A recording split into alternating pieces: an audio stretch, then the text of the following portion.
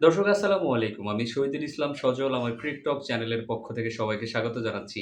যে যেখান থেকেই আমার এই ভিডিওটা দেখছেন সবাইকে আন্তরিক শুভেচ্ছা এবং অভিনন্দন। কি নিয়ে কথা বলব বলেন তো? কোনো টপিকস নাই, বাংলাদেশের কোনো খেলা নাই। বাট একটা বিষয় অবশ্যই হইছে সেটা হচ্ছে সাকিব আল হাসান। সাকিব আল হাসানের যে শেষ সুযোগটা ছিল বাংলাদেশের জার্সিতে বাংলাদেশের হয়ে খেলার সেই সুযোগটা মনে হয় সাকিব আর কখনোই পাবেন না বা পেতে যাচ্ছেন না। এটা ডেফিনিটলি ফর সিউর। আগে সমস্যা ছিল একটা।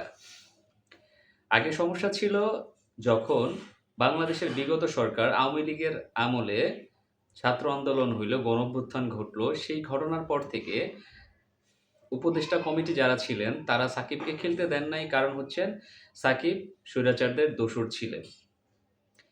এখন যেটা হইছে গতকালকে একটা ঘটনা ঘটেছে সেটা হচ্ছে গিয়ে সাকিব আল হাসান গতকালকে আওয়ামী লীগের যেই সাবেক নেত্রী বেগম শেখ হাসিনা, আওয়ামী লীগের সাবেক প্রধানমন্ত্রী বেগম শেখ হাসিনার আ লাইভ একটা ভিডিওতে ছিল। সেটা ভারতে ভিডিও কনফারেন্সের মাধ্যমে অনেকের সাথেই কথাবার্তা বলেছেন। জাতির উদ্দেশ্যে যদিও তিনি ভাষণ দেন নাই, বাট তিনি তার কিছু কথাবার্তা শেয়ার করেছেন। সেই জিনিসটা করছে কি, সাকিব আল হাসান তার যেই Facebook পেজ আছে সাকিব আল হাসান, সেইখান থেকে তিনি সরাসরি সেটা লাইভ করেছেন। যদিও আমার কাছে মনে হয়েছিল না যে সাকিব আল হাসান সেটা করার মতো অ্যাবিলিটিস ছিল। কারণ ওই সময়টাতে সেম সময়টাতে সাকিব আল হাসান খেলছিলেন শ্রীলঙ্কাতে।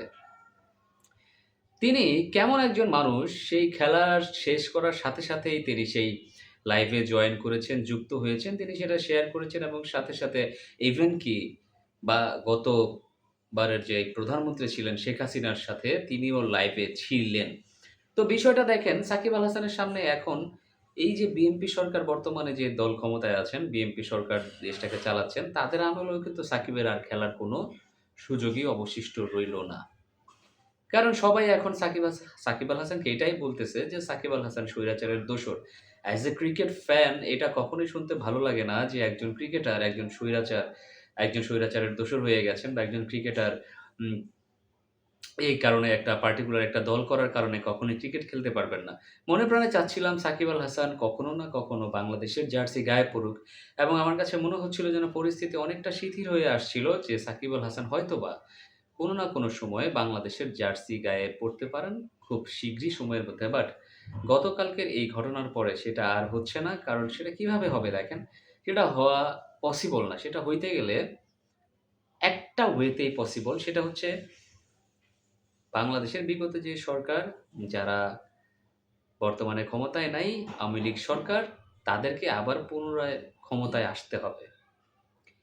যদি আওয়ামী লীগ কোনোভাবে কোনোদিন ক্ষমতায় আসে, শুধুমাত্র সেই ক্ষেত্রেই সম্ভব সাকিব আল হাসান বাংলাদেশের জার্সি গায়ে জড়াতে পারবেন। তবে আমার কাছে মনে হয় না সেই সুযোগটা সাকিব আল হাসান হয়তোবা আর কখনো পাবেন। কারণ সাকিব আল হাসানের বর্তমানে বয়স কত ভাই? 39, 39 বছর হয়ে গেছে একজন প্লেয়ারের। আর বিএনপি সরকার ক্ষমতায় আসলো ১ বছরও হয় নাই এখনো পর্যন্ত। একটা সরকার ক্ষমতায় আসলে তো বাংলাদেশের সংবিধান অনুযায়ী ৫ টা বছর তারা ক্ষমতায় থাকে না। সেই ৫ বছরও যদি এই সরকার ক্ষমতায় থাকে, তাহলে সাকিব আল হাসানের বয়স হয়ে যাবে কিন্তু ৪৪। তাইলে কোন যুক্তিতে, কোন তর্কের উপরে ডিপেন্ড করে সাকিব আল হাসান আসলে আ এই মানে কি বলবো গ্যাম্বলিংটা করলেন? তিনি কেন এই গ্যাম্বলটা করলেন? আমরা জানি সাকিব আল হাসান একজন গ্যামলারই। জুয়ার সাথে তো আগেও সম্পৃক্ত ছিলেন। বাট এইবার যে জুয়াটা খেললেন, এটাই কি সাকিব আল হাসানের জীবনের সেরা একটা জুয়া না? সাকিব আল হাসান নিজের ক্যারিয়ারটাকে পুরোপুরিভাবে বিসর্জন দিয়ে দিলেন। যে সামান্যতম সুযোগটুকু ছিল জাতীয় দলের হয়ে খেলার, জাতীয় দলের হয়ে শেষবারের মতো মাঠে নামার, সেই শেষ সুযোগটা কি তিনি গতকালকের এই লাইভে গিয়ে নষ্ট করে দিলেন না? শুধুমাত্র তাই তো না, গতকালকে তার বাড়িতেও তো হামলা হয়েছে। তার বাড়ির সামনে পেট্রোল বোমা নিক্ষেপ করা হয়েছে, তার বাড়ির জানালা ভেঙে ফেলা হয়েছে, তার মাগুরার যে বাড়িতে আছে, সেইখানেও হামলা-চামলা চালানো হয়েছে। তো সাকিব আল হাসান কি এগুলা সম্পর্কে কোনো অবগতই ছিলেন না? নাকি তিনি জানতেন না যে এগুলা হতে যাচ্ছে বা তিনি হবে? তিনি কি চিন্তা করে এটা করলেন? নাকি তার আসলে আর ক্রিকেট খেলার কোনো ইচ্ছাই নাই? পার্টিকুলারলি স্পেশালি আমার তো এটাই মনে হচ্ছে যে সাকিব আল হাসানের আর কখনোই ক্রিকেট খেলার কোনো ইচ্ছা নাই। বাংলাদেশের জার্সি তার গায়ে জড়ানোর কোনো ইচ্ছে নাই। এটা আমার মনে হচ্ছে। কারণ যদি সেটা নাই হইতো তাইলে সাকিব আল হাসান এই জিনিসটা করতেন না। আমরা সবসময় এটা কখনোই চাই নাই যে নট অনলি সাকিব আল হাসান, মাশরাফি বিন মুর্তজা বলেন, যারাই বলেন, একজন ক্রিকেটার যখন একটা নির্দিষ্ট কোনো দলীয় তকমা তার গায়ে লাগিয়ে নেয়, তখন সে আসলে সারা দেশের মানুষের থাকতে পারে না। এটা হয় না, এটা কোনোদিনই হয় না। কিন্তু সাকিব আল হাসান এই জিনিসটা করেই কি কোনো ভুল করেছেন? নাকি সাকিব আল হাসান একান্ত ব্যক্তিগত স্বার্থ চরিতার্থ করার জন্যই এই সিদ্ধান্তটা নিয়েছেন? তিনি হয়তোবা চিন্তা করেছেন যে, আমি আমার ক্যারিয়ারের শেষ পর্যায়ে চলে আসছি। এখন বাংলাদেশের জাতীয় দলের হয়ে খেললেই কি? আর না খেললেই কি? আমার কাছে কি টাকাটাই মুখ্য বিষয়? আমি কি রাজনীতি করছি টাকা-পয়সা ইনকামের জন্য? সাকিব আল হাসান কি ঠিক সেরকমটাই কোনো কিছু চিন্তা করছেন? নাকি সাকিব আল হাসান ভেবেচিন্তে এটা চিন্তা করেছেন যে হুট করে আওয়ামী লীগ দেশে চলে আসবে, হুট করে আবার ক্ষমতা নিয়ে নিবে, তিনি তারপরে বাংলাদেশের হয়ে ক্রিকেট খেলবেন। সাকিব আল হাসান কি এটা চিন্তা করছেন? ভাই আমি জানি না সাকিব আল হাসান কি চিন্তা করেছেন, বাট আমার কাছে সাকিব আল হাসানকে মনে হয় বিশ্বসেরা অলরাউন্ডার যে তো আছেনই, বিশ্বসেরা জুয়াড়ি বললেও ভুল হবে না। কারণ একজন মানুষ তার জীবন নিয়েও জুয়া খেলতে কোনো ভুল করে না। সাকিব আল হাসান হচ্ছেন সেই জীবন নিয়ে জুয়া খেলার মতো একজন জুয়াড়ি।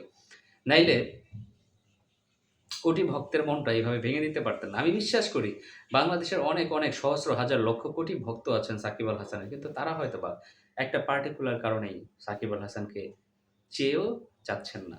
এটা আমার ব্যক্তিগত মতামত। আপনি আমাকে জিজ্ঞেস করেন যে, হ্যাঁ, সাকিব আল হাসান রাজনীতি করলে আমার সমস্যা কি? ভাই সাকিব আল হাসান পলিটিক্স করতেই পারেন, বাট সবকিছুর একটা নির্দিষ্ট সময় থাকা দরকার। আফটার তিনি অবসর নেওয়ার পরও রাজনীতিতে আসতে পারতেন। কোনো সমস্যা ছিল না। বরঞ্চ তিনি হয়তোবা বিগত যে ২ টা ৩ টা বছর তিনি খেললেন না ক্রিকেট, সেই ২ টা ৩ টা বছর ক্রিকেট খেললে হয়তোবা আরো অনেক কিছু রেকর্ড অর্জন করতে পারতেন। হয়তোবা শুধুমাত্র সাকিব আল হাসান, ক্রিকেটের সাকিব আল হাসান হিসেবেই আমরা সবাই তাকে চিনতে পারতাম। বাট এখন রাজনীতিতে ঢোকার পরে সবকিছু কেমন যেন একটা জগাখিচুড়ি হয়ে গেছে। সাকিব আল হাসান আর কারো সারা দেশের সাকিব আল হাসান নাই। সাকিব আল হাসান হয়ে গেছে একটা বিচ্ছিন্ন দলের, সাকিব আল হাসান হয়ে গেছেন একটা সমর্থক গোষ্ঠীর।